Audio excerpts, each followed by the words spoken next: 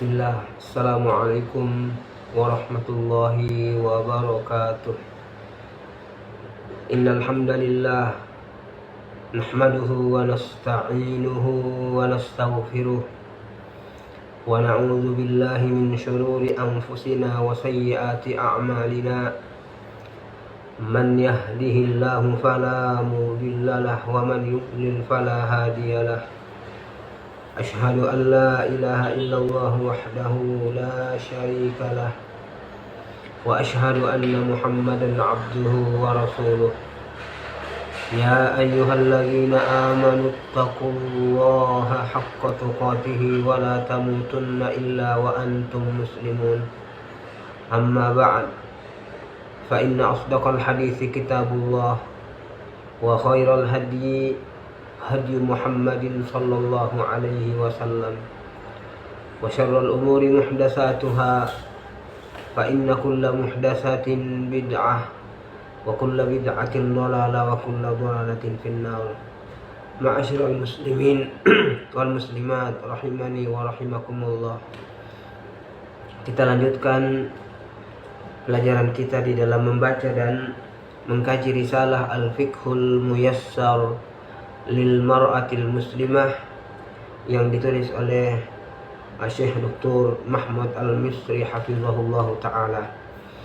Jamaah sekalian, kita masih di dalam pembahasan tentang bab jenazah, dan pertemuan yang lalu kita sudah sampai pada permasalahan yang disebutkan oleh penulis risalah ini yang berkaitan tentang hal-hal yang perlu untuk dilakukan oleh orang-orang yang hadir ketika seseorang atau di sisi orang yang meninggal. Dan yang terakhir kita sebutkan kemarin adalah poin yang keenam, yakni al-mubadaratu ila qada'i dainihi wa infadhi wasiyatihi. Bersegera membayarkan utangnya dan menunaikan wasiatnya jikalau ada. Nah, ini kita juga sudah sebutkan bahwa ya, utang terkadang bentuknya kredit, dibayar dalam tempo-tempo yang telah ditentukan, dan kita sudah sebutkan pendapat ulama di dalam masalah ini, dan ada 3 pendapat di sana bahwa mayoritas ulama dari mazhab Hanafiyah, Malikiyah dan Syafi'iyah, dan salah satu riwayat dari Al-Imam Ahmad mengatakan bahwa orang yang memiliki utang kredit, ya, ketika dia meninggal maka meninggalnya itu dihitung sudah jatuh tempo, berarti harus dilunasi. Ya, anggaplah misalnya seseorang ya meninggal pada tanggal 3 misalnya, sementara jatuh tempo utangnya itu ada pada tanggal 10. Nah, pendapat yang pertama ini, dan ini pendapat mayoritas mengatakan bahwasanya wajib untuk ditunaikan pada saat dia meninggal karena sudah jatuh tempo. Ada pendapat yang kedua yang mengatakan bahwasanya ya, kalau ada ahli waris yang menjamin utang tersebut, ini akan menunaikannya, maka tidak jatuh tempo. Tetapi kalau ternyata tidak ada yang menjamin, maka jatuh tempo, seperti pendapat yang pertama. Ada pendapat yang ketiga menyebutkan bahwasanya tidak ya wajib untuk ditunaikan ketika itu, karena ini berkaitan dengan haknya seorang mayit, maka dia menjadi warisan sebagaimana hak-haknya yang lain diwarisi. Kan di pendapat yang ketiga ini mengatakan bahwa utangnya tidak serta-merta menjadi atau harus dibayarkan pada saat dia meninggal, tetapi sesuai dengan akad awal pada tanggal yang telah ditentukan. Nah, ini yang perlu untuk diperhatikan bagi ya orang-orang yang meninggal dan memiliki utang. Nah, ala kulli hal bahwa harus ditunaikan.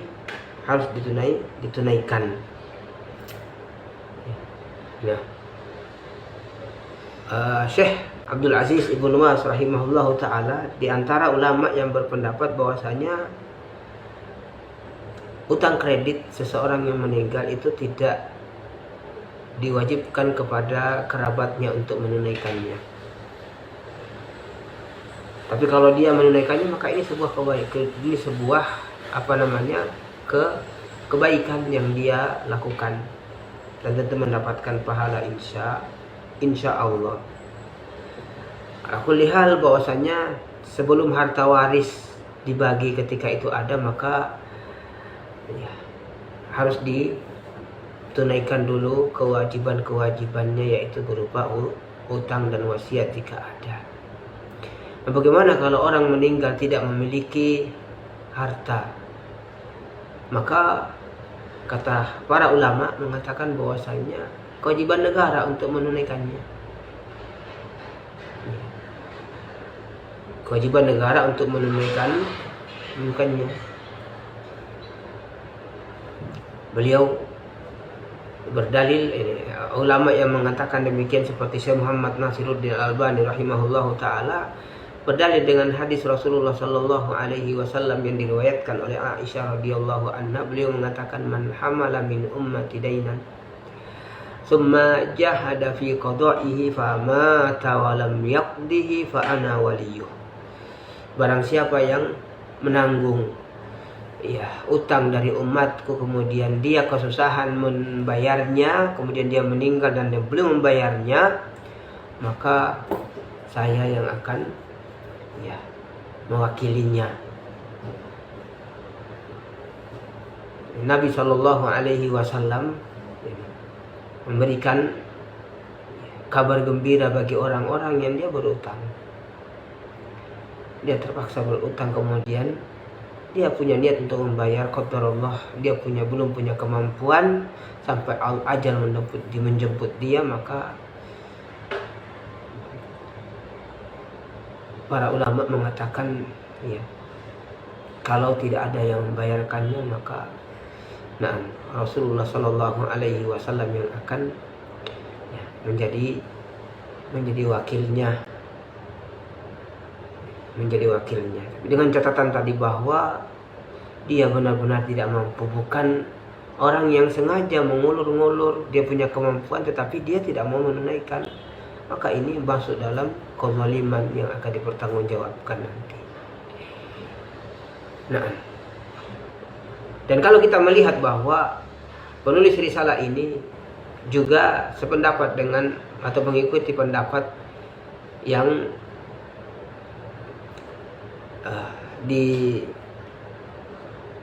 pendapat yang mengatakan bahwasanya hutang-hutang yang sifatnya kredit ini tidak serta-merta jatuh tempo dengan meninggalnya orang yang memiliki hutang.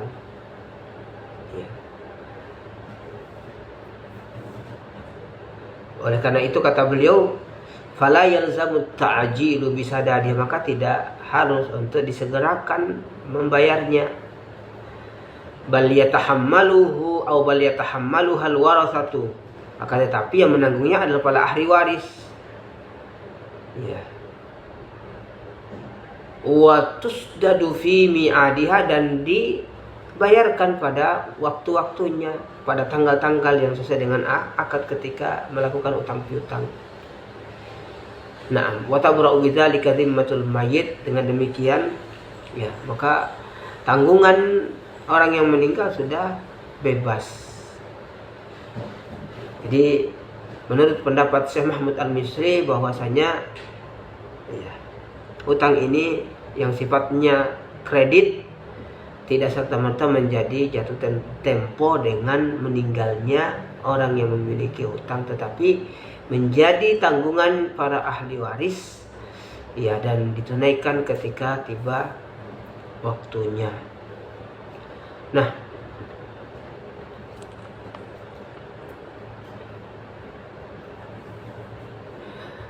Ada permasalahan lain disebutkan oleh Syekh wa madza yajibu ala aqaribil mayyit hina yablughuhum khabaru wafati.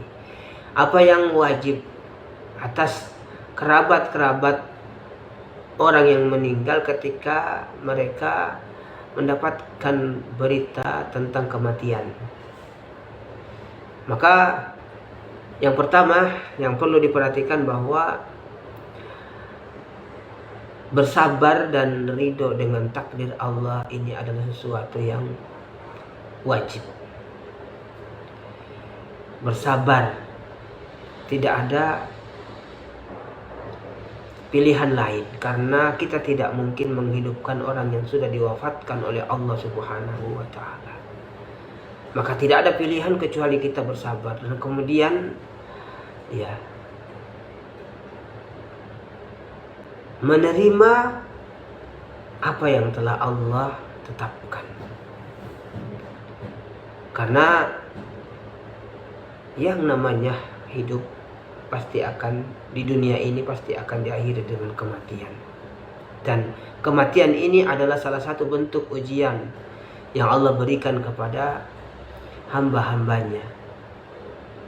Maka Allah Subhanahu wa ta'ala berfirman, "Wala nabluwannakum bisyai'in minal khawfi wal ju' wa naqsin minal amwali wal anfusi was samarat wa basyiris sabirin."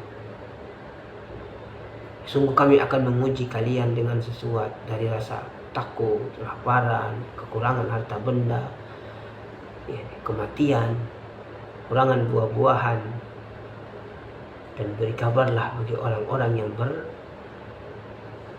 bersabar. Siapa mereka? Alladzina idza asabathum musibah qalu inna lillahi wa inna ilaihi raji'un. Mereka adalah orang-orang yang ketika ditimpa musibah mereka mengatakan sesungguhnya kami milik Allah dan sesungguhnya kami akan kembali kepada Allah. Maka ini yang pertama, bahwasanya orang yang ditinggal atau kerabat yang ditinggal bersabar atau wajib untuk bersabar dan menerima takdir keputusan Allah Subhanahu wa ta'ala. Maka kesabaran ini tentu ketika musibah datang. Suatu ketika Rasulullah Shallallahu Alaihi Wasallam melewati kuburan yang di situ ada seorang wanita yang sedang menangis. Nabi menasihatinya, mengatakan ittaqillah wasbiri, bertakwalah kepada Allah wahai wanita dan bersabarlah. Apa kata wanita tersebut? Ilaika anni, menjauh dariku. Ini wanita ini tidak mengerti kalau yang memberikan nasihat ini adalah Nabi Shallallahu Alaihi Wasallam. Maka ketika telah mengetahui bahwasanya tadi itu adalah Nabi, bersegera dia mencari Nabi dan menyampaikan uzurnya. Kata Nabi Shallallahu Alaihi Wasallam, Inna sabra inda awwalis sadam. Yang sesungguhnya kesabaran itu pada saat awal terjadi bencana. Ya. Jadi ketika di awal ditimpa musibah kemudian orang bisa bersabar, disitulah sabar, bukan setelah mengeluarkan kata-kata dan mengeluarkan keluh kesah, curhat sana curhat sini, kemudian dia katakan saya bersabar. Bukan itu yang namanya sabar, tetapi yang sabar dari awal dia menerima apa yang ditetapkan oleh Allah Subhanahu wa ta'ala. Perkara yang kedua yang wajib bagi kerabat yang ditinggal, al-istirja' wa huwa an yaqul inna lillahi wa inna ilaihi raji'un. Inna lillahi wa inna ilaihi raji'un. Mengucap kalimat istirja' yang menunjukkan kepasrahan kepada Allah Subhanahu wa ta'ala dan mengatakan sesungguhnya kami milik Allah dan sesungguhnya kami kepadanya akan kembali. Dan di riwayat yang lain disebutkan Nabi Shallallahu Alaihi Wasallam mengajarkan doa ketika kita ditimpa musibah, dan diantara musibah itu kematian. Allahumma ajurni fi musibati wa akhluf li khairan minha. Ini doa yang diajarkan oleh Nabi Shallallahu Alaihi Wasallam kepada Ummu Salamah ketika suaminya meninggal. Ya Allah, beri pahala aku pada musibahku dan beri ganti aku yang lebih baik darinya. Dan ini dibaca oleh Ummu Salamah. Ya, ketika meninggal suaminya, maka Allah menggantikan suaminya yang lebih baik, di mana setelah selesai masa iddahnya dia dipinang oleh Rasulullah Sallallahu Alaihi Wasallam. Ini yang seharusnya kita hafal baik-baik doa ini jemaah sekalian. Ketika kita ditimpa musibah, kita telah mengatakan inna lillahi wa inna ilaihi raji'un, kemudian kita tambahi dengan doa Allahumma ajurni fi musibati wakhluf li khairan minha. Ya Allah, berilah pahala padaku pada musibahku dan berilah ganti yang lebih baik darinya. Nah, kata beliau, malladzi yajuzu lil hadirina wa ghairihim tujahal mayyit. Apa yang boleh bagi orang-orang yang hadir dan yang selain mereka, ya, terhadap orang yang telah meninggal. Maka yang pertama, boleh bagi orang ketika ada yang meninggal, entah itu kerabatnya atau temannya yang dia senangi, yang dia dekat ketika dia masih hidup, boleh menangis. Boleh menangis. Ya, selama tidak dibarengi dengan teriakan. Ya, teriakan atau ucapan-ucapan yang itu tidak diridhoi oleh Allah Subhanahu wa taala, yang itu menunjukkan ketidakridhoan terhadap takdir Allah. Jadi menangis tidak ada salah, tetapi hindari hal-hal yang dilarang seperti teriak-teriak. Rasulullah Sallallahu Alaihi Wasallam juga ketika meninggal kerabat-kerabat beliau juga menangis. Bahkan tatkala sahabatnya bernama Sa'ad bin Ubadah radhiyallahu an sudah sakit yang parah, disebutkan di dalam hadis Nabi Shallallahu Alaihi Wasallam menangis. Ketika orang-orang melihat beliau menangis, orang-orang juga ikut menangis. Beliau mengatakan, ala tasma'un, tidakkah kalian mendengar, innallaha la yu'adzibu bidam'il ain, sesungguhnya Allah tidak mengazab karena mata menangis, wala bihusnil qalb, bukan tidak juga karena hati yang bersedih. Jadi Allah tidak mengazab karena seseorang menangis atau bersedih hatinya karena ada yang meninggal dari orang-orang yang dia cintai. Walakin yu'adzibu bihadza, akan tetapi Allah mengazab dengan ini. Kemudian beliau menunjuk kepada lidahnya. Yani maksudnya Allah akan mengazab orang-orang yang mengucapkan ucapan-ucapan yang menunjukkan ketidakridhaan dengan takdir Allah Subhanahu wa taala. Sebaliknya juga Allah akan merahmati orang-orang yang ketika dia ditimpa musibah, dia mengucapkan ucapan-ucapan yang membuat Allah ridho. Kemudian beliau mengatakan, wa innal mayyita la yu'adzabu bibukai ahli alaihi, sesungguhnya seorang mayit itu akan diazab karena tangisan keluarganya atasnya. Ini tangisan yang dimaksud di sini adalah itu tadi, yang melampaui batas, teriak-teriak. Dan para ulama menjelaskan bahwa diazabnya seseorang di kuburan karena tangisan orang yang dia tinggalkan ini ada perincian bahwa orang yang memang mewasiatkan untuk seperti itu, atau orang yang mengetahui bahwasanya nanti istrinya, nanti anaknya seperti ini nanti ketika ini, tapi dia tidak menasehati sebelum dia meninggal, maka sebagian orang mengatakan bahwasanya inilah yang diazab. Adapun orang yang tidak ridho, bahkan di hidupnya dia sudah menyampaikan, mengajarkan kepada kerabatnya, kepada keluarganya bahwa jangan melakukan hal yang seperti ini, tetapi tetap dilakukan oleh mereka, maka tentu ini di luar dari kemampuan. Maka insya Allah tidak diazab karena dia tidak ridho dengan apa yang mereka lakukan. Nah, kembali jamaah sekalian, bahwa menangis pada dasarnya boleh, karena Rasulullah Shallallahu Alaihi Wasallam juga menangis ketika ada kerabatnya yang meninggal atau ada sahabatnya yang meninggal.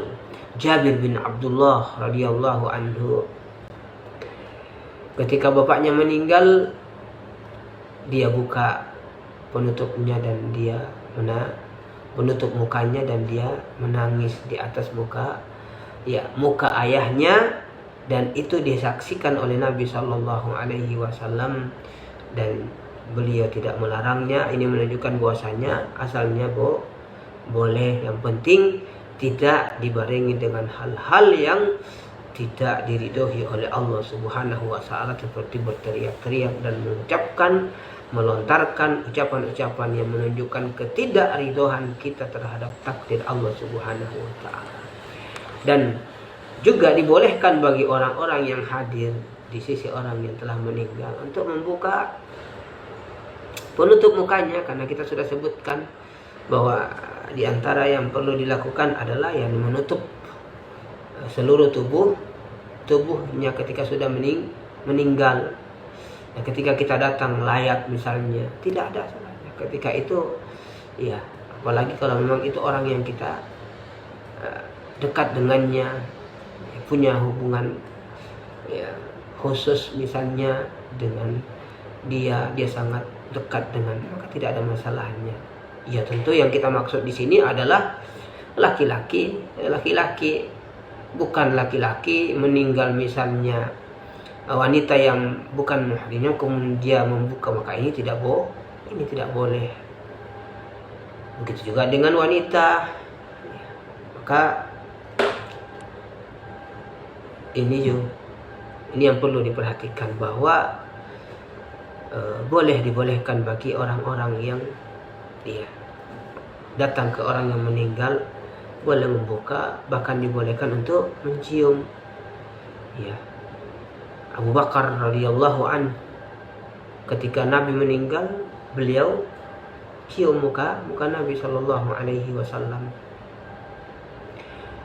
Nabi Shallallahu Alaihi Wasallam ketika meninggal, kerabatnya yang bernama Utsman bin Mal'un, beliau datang, beliau buka penutup mukanya, kemudian beliau cium dan beliau menangis. Sampai Aisyah mengatakan, saya melihat air mata mengalir dari kedua pipi Nabi Shallallahu Alaihi Wasallam. Nah, jemaah sekalian,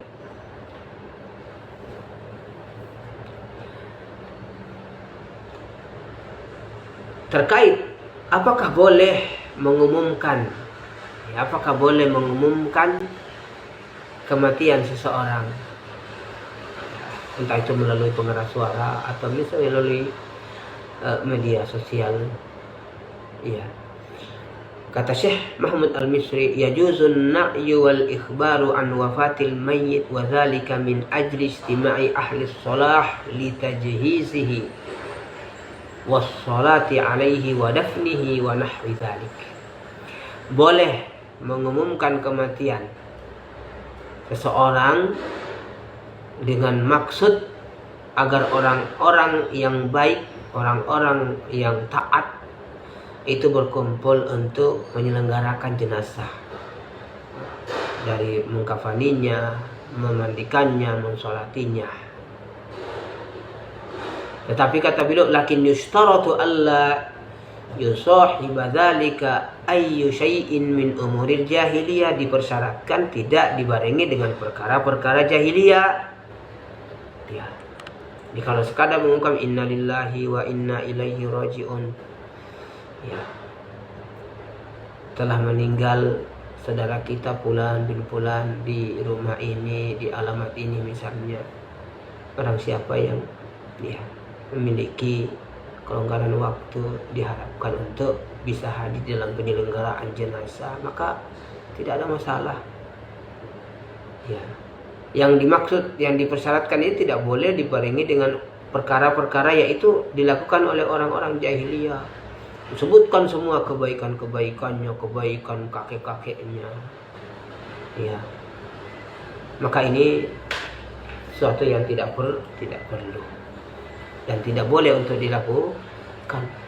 Adapun sekadar mengumumkan, Nabi Shallallahu Alaihi Wasallam tatkala Raja Najasyi ya meninggal dan beliau tahu, beliau sampaikan kepada para sahabatnya, dan beliau keluar di tempat sholat, keluar di musola, kemudian beliau ya mengatur sop para sahabatnya dan beliau sholat gaib. Berarti beliau mengumumkan, gak mungkin kalau para sahabat, ya tidak mungkin para sahabat datang berbondong-bondong berkumpul kalau seandainya Nabi tidak memberitahu mereka. Jadi tujuannya supaya orang-orang yang ya soleh bisa berkumpul dan mendoakan kemudian mensolatkan. Ini tidak mengapa.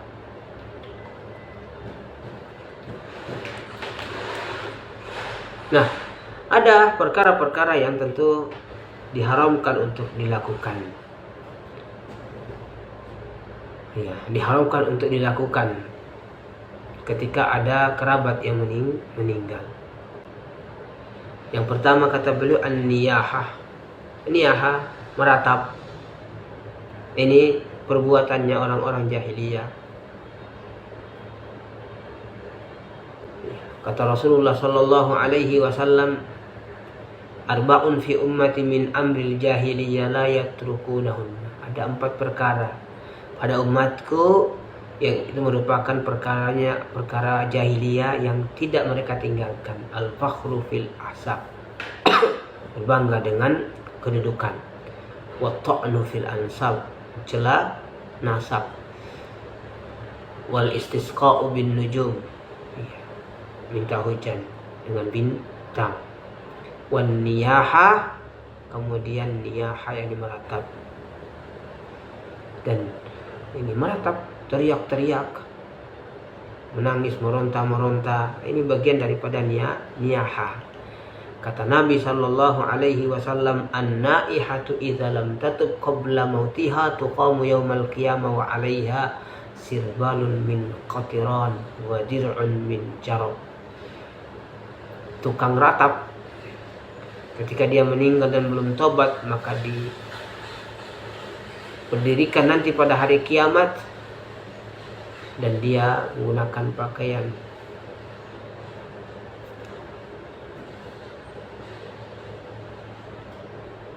ini ancaman Rasulullah Sallallahu Alaihi Wasallam bagi orang-orang yang suka meratap, berteriak-teriak, yang mengangkat suara.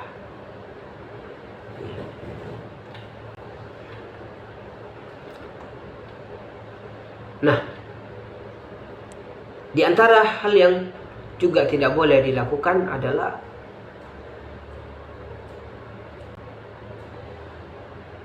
memukul-mukul pipi, merobek-robek pakaian. Ini bagian dari perkara-perkara yang diharamkan untuk dilakukan. Rasulullah Shallallahu Alaihi Wasallam bersabda, "Laisa minna man latamal hudud wa syaqqal juyub wa da'a bid'awal jahiliyah."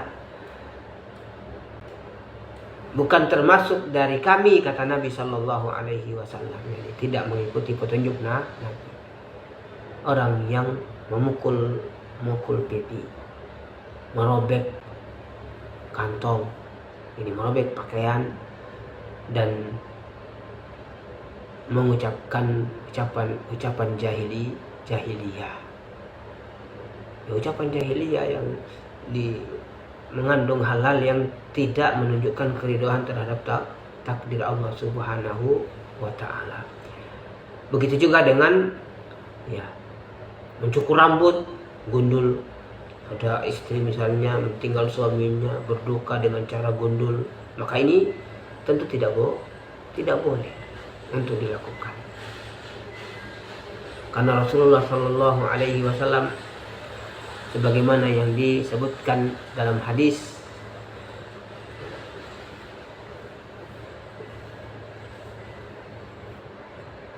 bahwasanya beliau mengatakan bariun minas shaliqati wal haliqati wasyaqati. Beliau berlepas diri dari wanita as-shaliqah, al-haliqah, wasyaqati. As-shaliqah dijelaskan bahwasanya adalah orang yang teriak-teriak.